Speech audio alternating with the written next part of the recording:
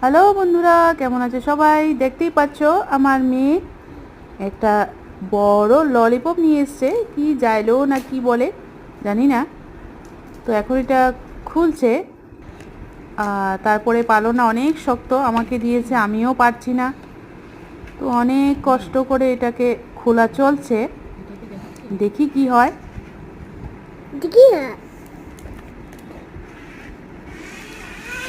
লাস্টে অনেক কষ্ট করে এটাকে খুললাম, দেখি এটার ভিতরে কি আছে।